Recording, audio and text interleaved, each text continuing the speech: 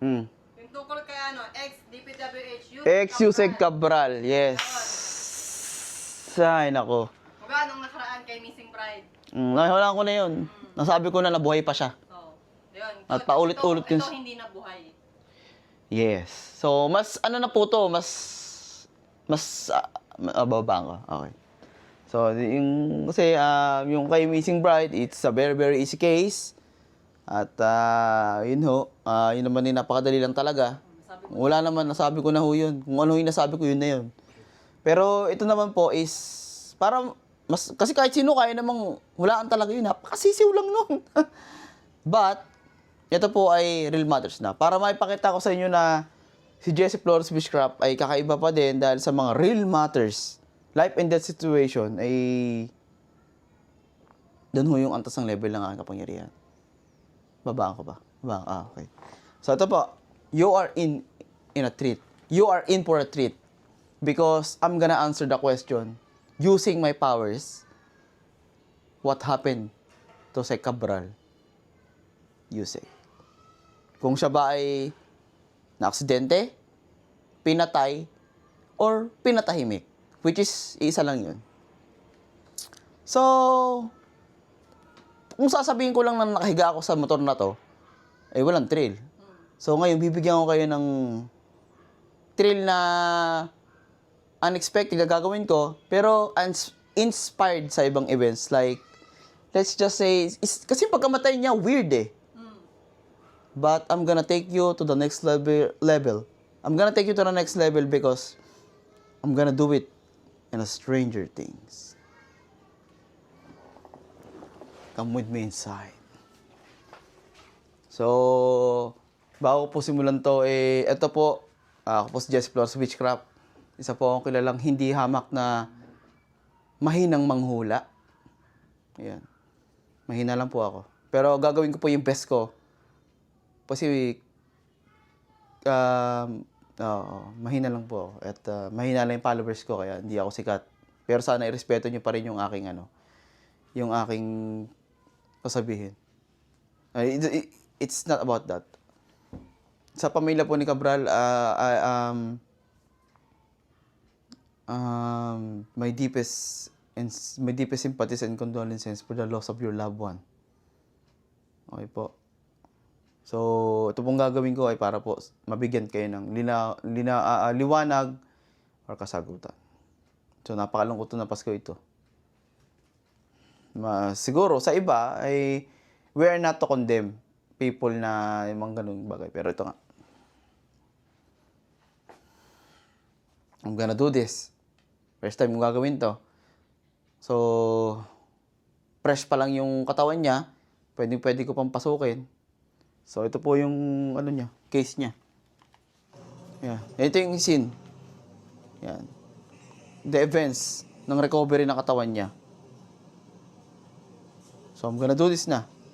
So, jump forward po tayo dito kay Kuya sa mga nag-recover at sa kanyang driver. So, ready na po ba kayo? Gagawin ko na po. At sasabihin ko sa inyo kung paano siya namatay.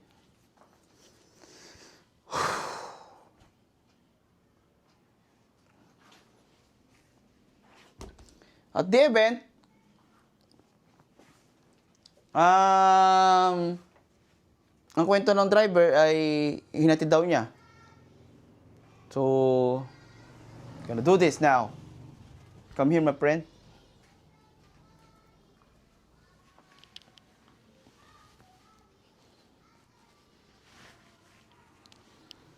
Ako ho mismo ang tatawid.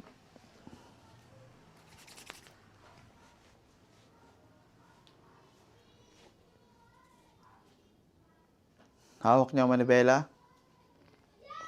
Umaandar siya.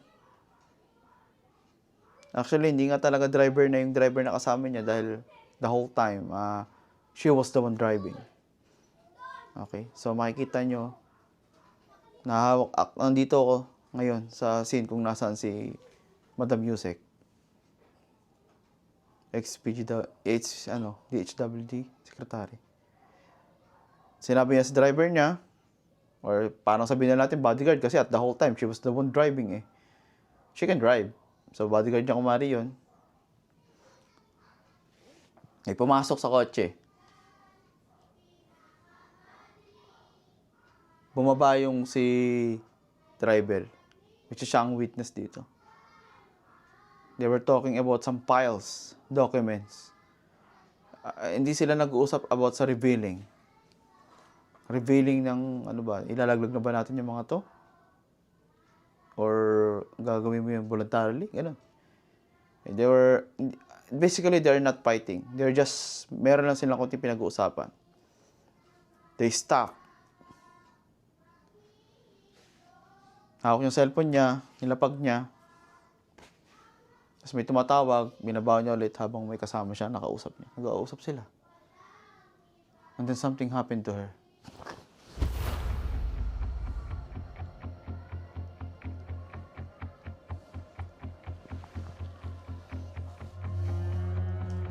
And then again.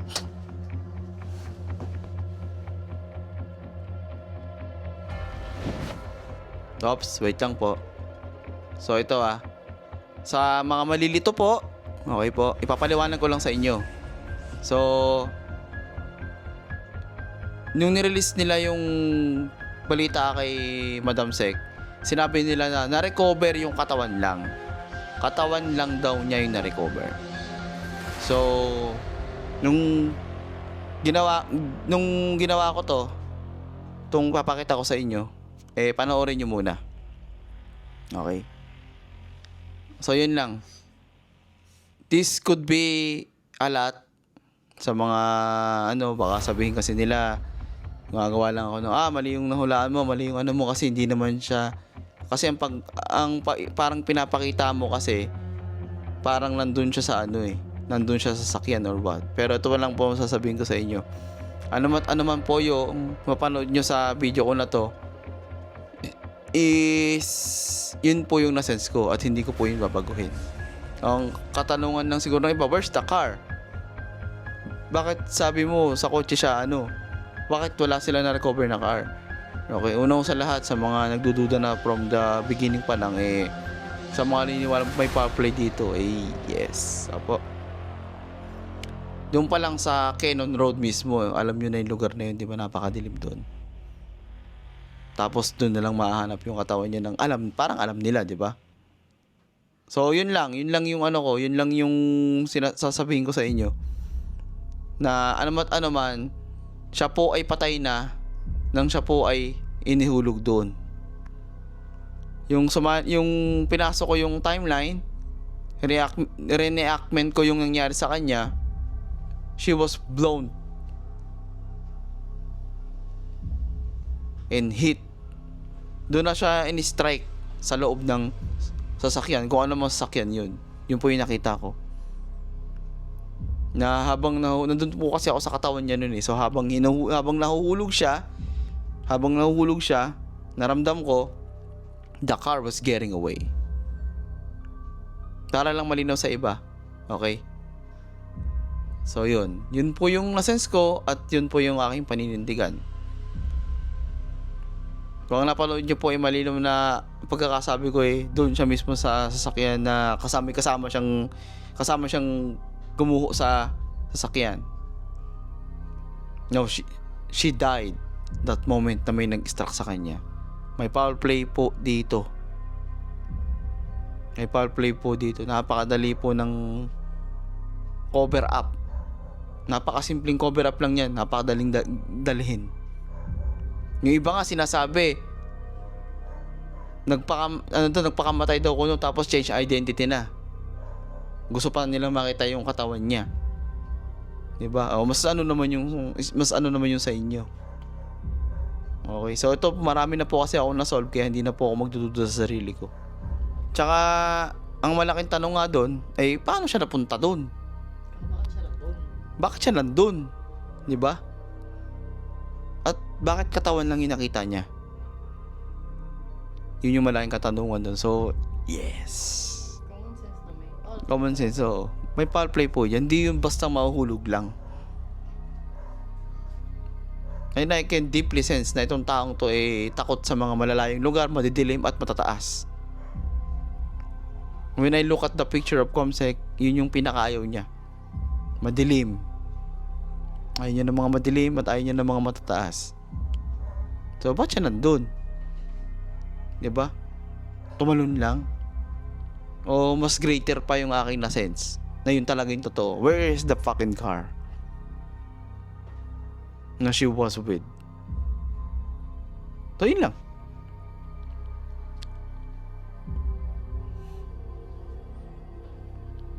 So, yun lang po. Well,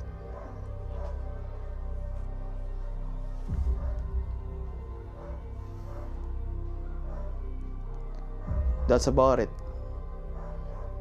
That's what I sent. Si ex-DPWH Yusek Cabral was murdered. Siya po ay hindi hilaamang pinatahimik. Hindi siya ho ay may foul play ho dyan.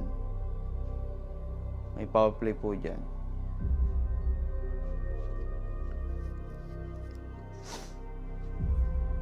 The driver is not gonna be the killer. Hindi po siya ang killer. He is just the witness na si Yusek ay may tatagpuin. And when I look at him, the driver,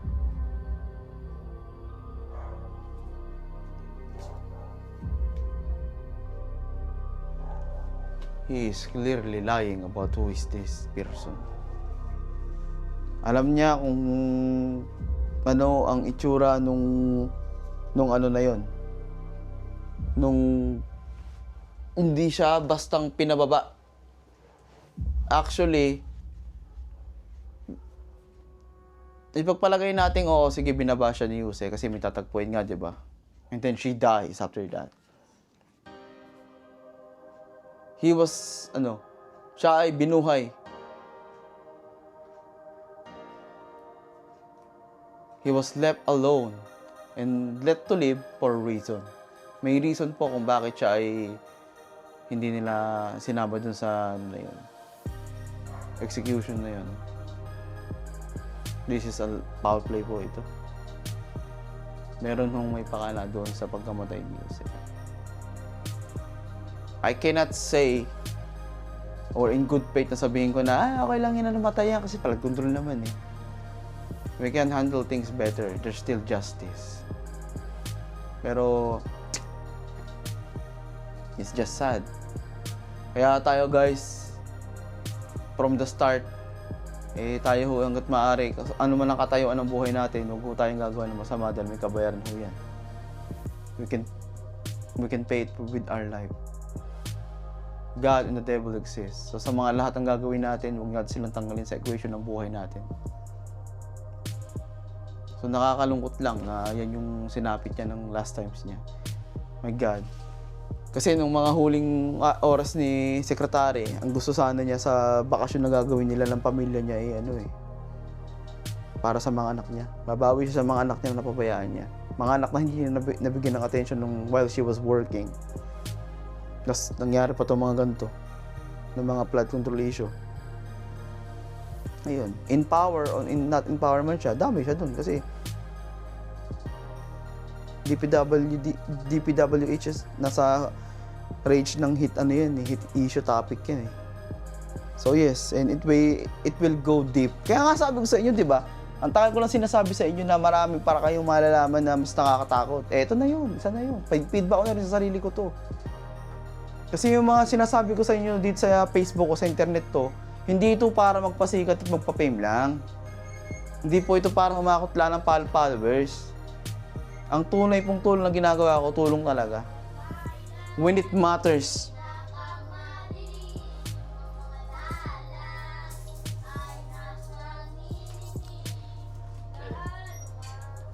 Di na, ha? Yes, smile, yes. So yun, ito po yung aking kasagutan sa katanungan ninyo. Pasensya na kayo kung ganito yung kasi po out of the blue sa akin tinanong. Wala po kami script dito. This is my own mind. My wife and my friend just take the camera out and let me do the work. Let me do the talking. Yun po ito. Hindi na kailangan pa mag-improvise sa mga magandang speeches. All came from my heart and from my power. Kaya ako minsan nauutal ako, minsan naduduwal ako. Kasi po, hindi po talaga ako sanay humarap sa camera. At hindi ako sanay na yun, maganto-ganto. Pero I'm just doing my best para mailagay yung pangalan ko sa history na Jesse Flores Witchcraft was one of the well-known great witchcraft detectives sa Pilipinas na who can literally solve a case. So ito naman kasi actually madali lang to eh. Hindi na to pala isipan eh. Common sense lang din to, kagaya ng Missing Bride. Hindi ko na kailangan maglatag pa ng kung ano-ano. Binigyan ko lang ng reenactment na yun talaga yung nakita ko eh. Eh syempre kung merong nga namang gagawa nito, ay baka mas tama yung sa kanila. So yun lang po yung gusto kong sabihin.